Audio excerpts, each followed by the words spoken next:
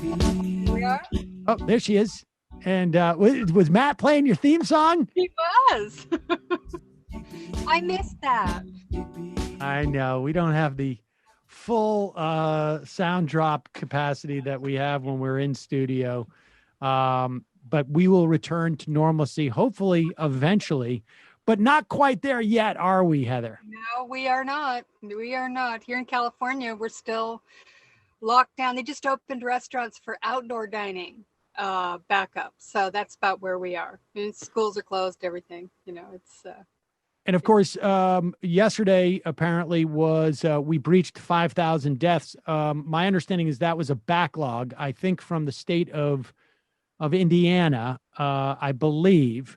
So it wasn't actually a sort of a true measure. The infection rate seems to have plateaued, and I imagine down the line we will see a drop in deaths, and we're seeing that in terms of hospitalizations.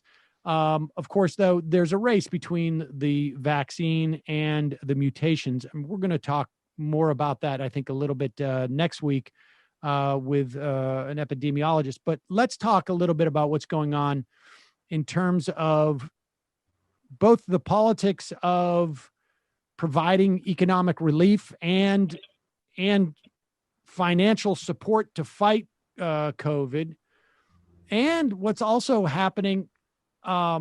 We have impeachment next week, but we also seem to have like and you and I discussed this earlier in the week, there's sort of like a dual track in our politics that seems to be happening now. That's very, very strange. But let's start by talking about what's happening with COVID. Last night, or I should say this morning at 5:30 a.m., the amendment ORAMA process of building a reconciliation bill went forward. The vote passed 51-50.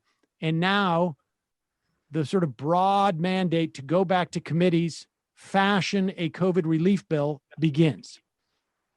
That's right. And I have to say, I was impressed that they, just did the all-nighter, which is, probably, I think, surprised people that they actually just went forward with that. I mean, the dynamic here has been, pretty impressive in that, Biden, the administration, they called up the Republicans this week, early in the week, and they had a nice little sit down for a couple of hours, and they chewed the fat, talked it all over.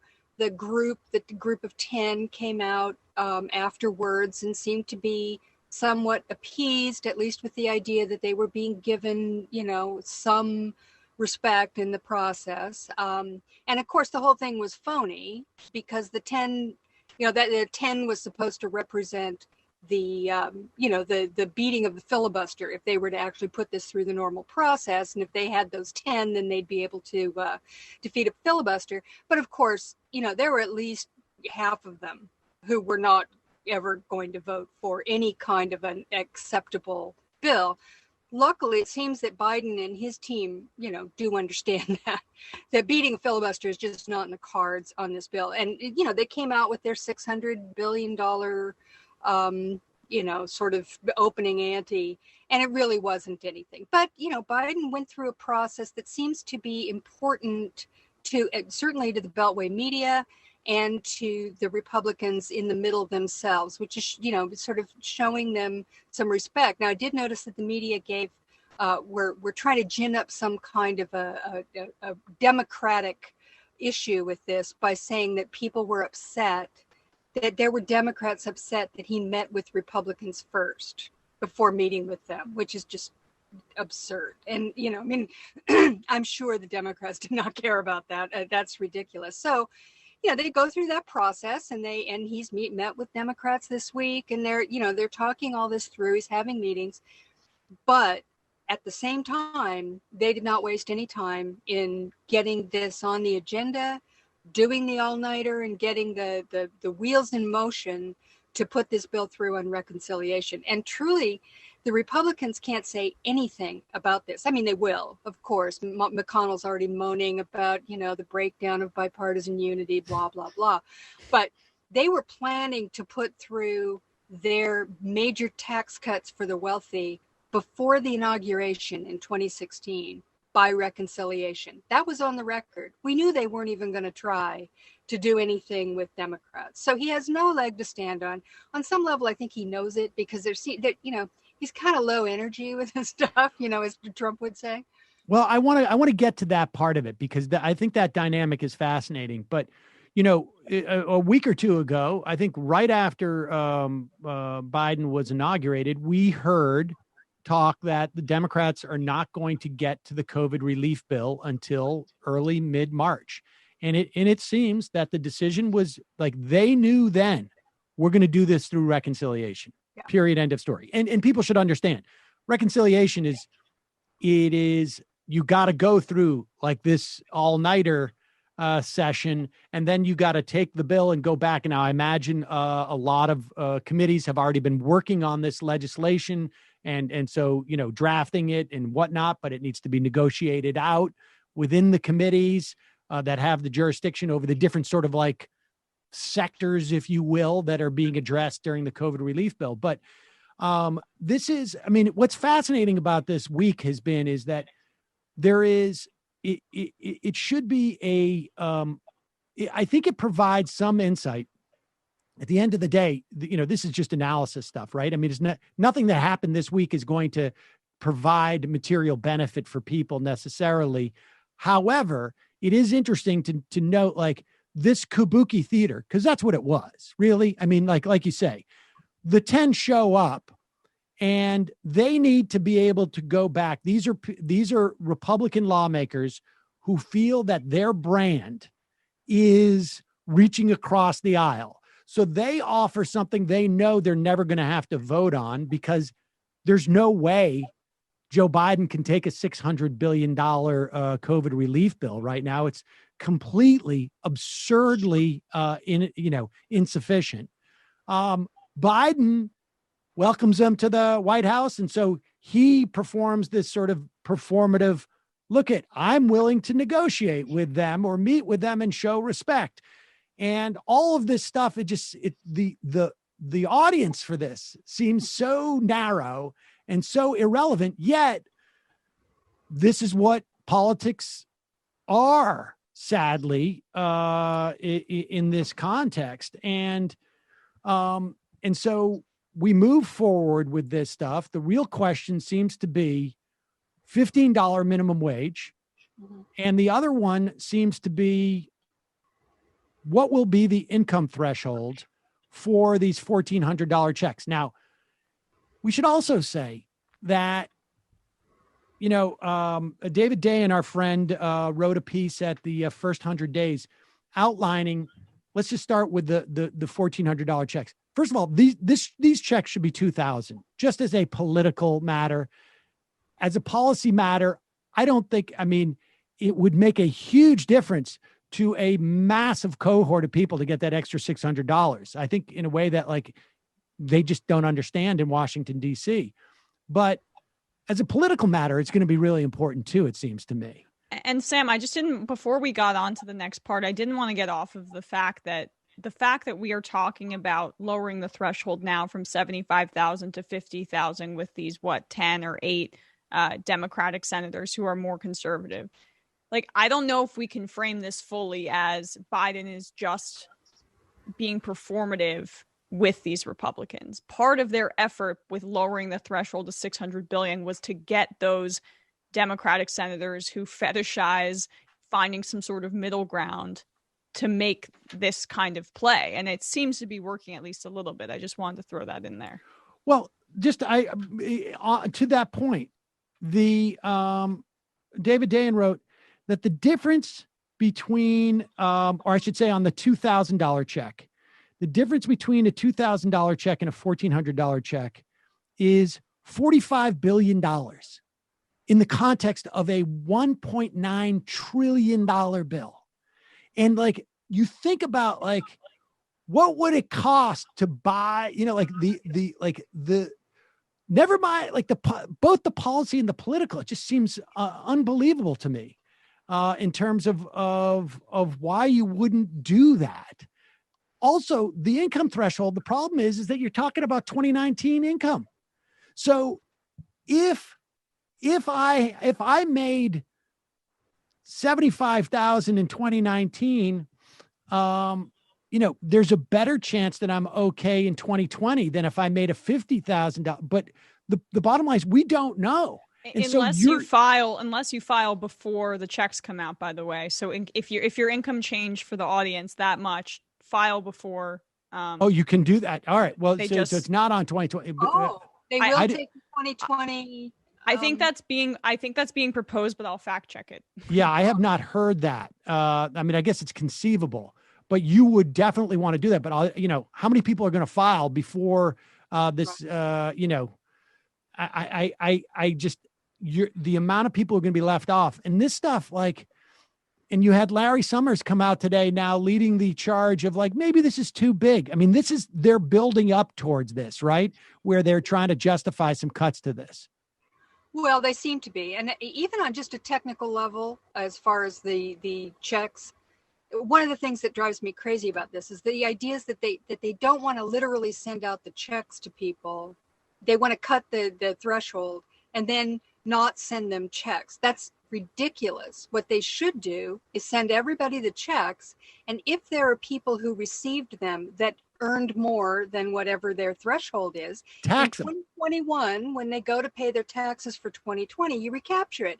Just the way they do with the healthcare subsidies. If you got a healthcare subsidy through Obamacare throughout the year, and it turns out that you made more money than what was, than that subsidy, related to, you pay it back on your taxes at the end of the year. I've had that happen. This is not a big thing. It's like you underpaid your taxes. It's very, very simple to do that. So the idea that they wouldn't want to initially in this first big blast, just to be safe, send out as much money as you can to as many people as you can, because by the way, the job numbers today, from what I read, it's not looking good, and it's not looking good for a number of reasons. I mean, there's the ongoing issues in certain sectors of the economy, which have been suffering greatly, travel and hospitality and restaurants and the rest. But what these numbers also show is that this is starting to affect all levels of the economy. And that was not happening in the third and fourth quarter last year. But according to the New York Times today, the economy is slowing across the board all of a sudden. We are we're still having huge numbers of people filing for first-time unemployment claims, and the number of jobs that were gained, I guess people were trying to tout that this morning, is 45,000 jobs. I mean, that's nothing. I mean, it's insane to anybody to be proud of that by any means. 4 times less than you need to actually keep up with the number of people entering the job force. Exactly. So the problem is that we have an economy that is now we're going the wrong direction. Let's just put it that way. So whatever they do right now to try and stimulate, whether it's through the Fed action or whether it's through stimulus, COVID relief, whatever it is, they should do it, because they can, it's like we'll deal with if rich people got money that they shouldn't have gotten, we'll take care of that down the line. We'll deal with that. But right now we need to shovel money into the economy to just, make sure that we don't go into free fall here. So I don't really understand that. The good news is, though, in all of this, Joe Manchin did come out. I guess he went on Scarborough and said 1.9 is the number. And he did make that commitment. So whatever they're shaving off in, 45 billion in this big package, it's insane to even argue about it. And they're and that's the kind of thing that 45 billion means so much to the people who would be receiving it, and means nothing. It's a rounding error in the big scheme of things. So why pick on that? That's like, why do that one thing? The checks, and all you have to do is ask Raphael Warnock and ask John Ossoff how they feel about this, because that promise was probably what put them over the top. And without Joe Biden a doubt said, we're sending these checks out immediately, and they better think twice about going back on that and not fulfilling that promise. This is there's a little bit of bubble, quality to this. Apparently, like 4 or 5 minutes ago, Molly Nagel, ABC White House reporter, reports that Biden says, quote, "I'm not cutting the size of the checks. They're going to be $1,400, period." That's what the American people were promised. I mean, I understand what they're trying to do here, but it is pretty transparent. Like I get, like, it is, just because you're going to be forceful about stating a number does not mean that people aren't going to notice the difference between 2,000 and 1,400. And I get it. The promise was made, frankly, after the bill was passed for the $600. So, like, he wasn't up there in Georgia going down there and saying, like, you vote for these guys in office, you're going to get $2,000, including the 600 that we already passed. Like, we didn't hear the asterisk then. Mm-hmm. And so I that seems dubious to me. Now, Jordan Weissman from Slate said this, quote on Twitter: I asked Senate Finance whether checks would be based on 2019 or 2020 income. Response: if you file your taxes by the time the relief bill is passed, which, that's mid-March. I'm sorry. Like, the number of Americans who filed their taxes a month early. I'm sorry. I know. This is for our audience. No, I understand. I understand. But why this is insufficient. The IRS would use your 2020 income, not your 2019 income, when sending the relief payments. This was how it's handled with the CARES Act. So yes, folks, particularly if 2020 was 2019 was good and 2020 was bad for you, which that's the whole point of this, right?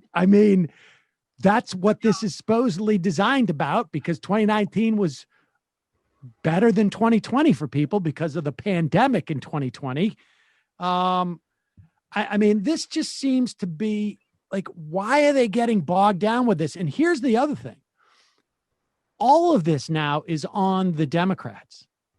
And I understand you can't blame Sherrod Brown, let's say, for what Joe Manchin does. I understand that it's unfair to say, hey, Elizabeth Warren, you're responsible for, for Kristen Sinema reluctance. But the fact is, they're going to pass it with 51 votes.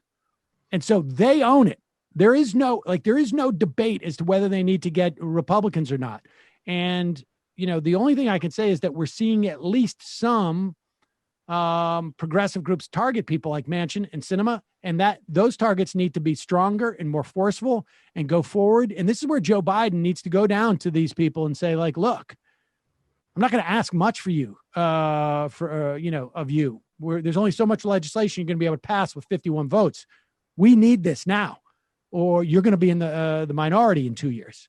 And that's it. And that's what really, it seems to me, needs to happen. Right. Notice that I don't think, maybe I'm wrong here, but I don't think Biden's had a meeting with the Democratic senators, has he? He's just met with Republicans. It's Republican senators and Democratic House members. He met with the House members today, I think. Has he met with the Democratic senators? I think he did meet with Manchin. I think that's where that I think he met with that group, that whole, Yep. Oh, he did. Okay. Yeah. But yeah, Biden's going to have to, and by the way, Chuck Schumer too, who, he's not a potted plant in this whole thing.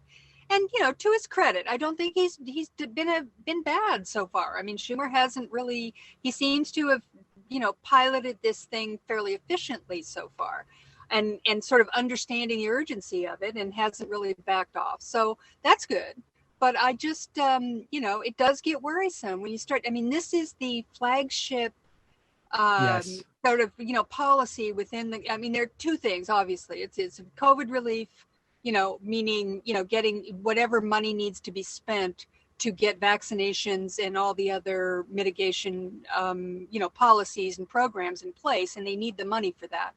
But and states and local governments have been, crying for months because the Republicans, for some unknown reason, and I don't actually understand this, but for whatever reason, they are just adamantly opposed to helping out states, local and states governments during this crisis. But these checks, that's the tangible thing. You get they're sending out these cards now, these like credit cards. And, that's a real thing. It's a tangible thing. You hold it in your hand. It's got your name on it. You can go spend it immediately. So it's a big mistake to skimp on that. Just aside from the substantive reasons to get the money out, as we've discussed, but just on a purely political basis, it just makes no sense. This is something people would see instantly and go, okay, we're seeing some action here. And it's more than 600, which, really was a drop in the bucket. Right. All right. Well, in terms of like the $15 minimum wage, I don't have a real sort of like sense of what's going to happen there. If I had to guess, I would say they're going to put this stupid income threshold on this, and it's going to be at $1,400.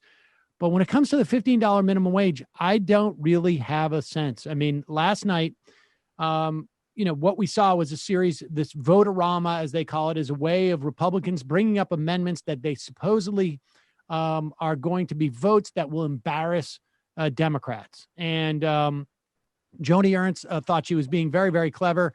She brought up cannot raise the minimum wage to $15 an hour during the pandemic bill.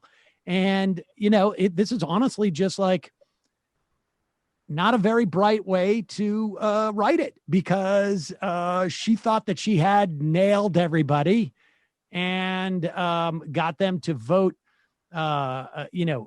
against it so that they could, that they could go back to their small business owners and say, look at what they're doing to you on a pandemic, forcing you to pay $15 an hour for employees who won't even show up, type of thing. And then Bernie Sanders was like, you know what? I'll vote for it because my bill doesn't even call to raise the $15 minimum wage during, in the next, whatever it is, 6 months, 8 months.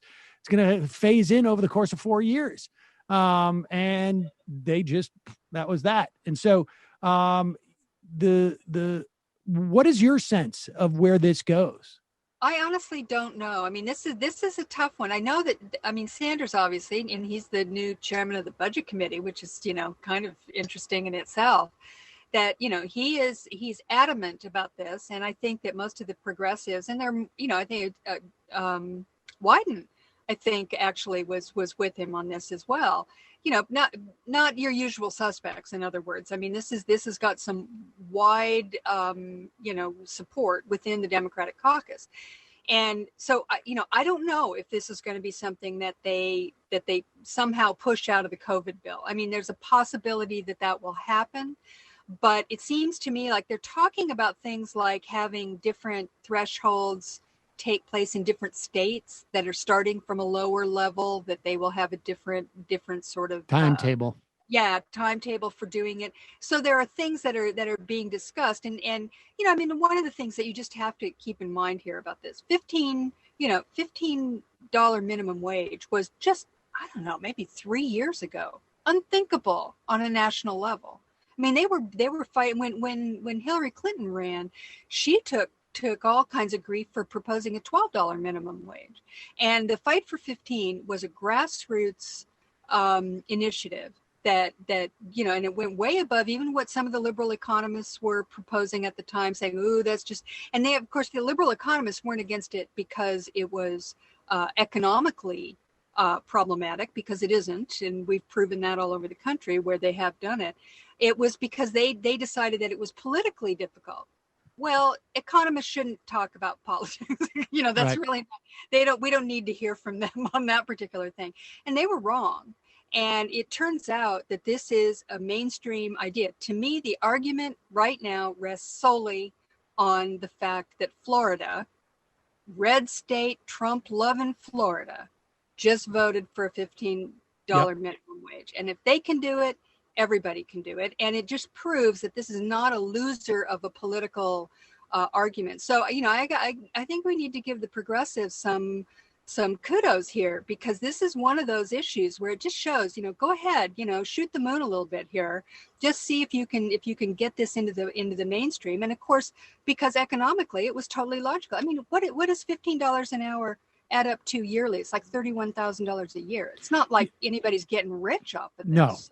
No. And we know that based on productivity, if they kept pace with productivity in terms of what is actually being generated in the economy, it'd be closer to like $24 an hour.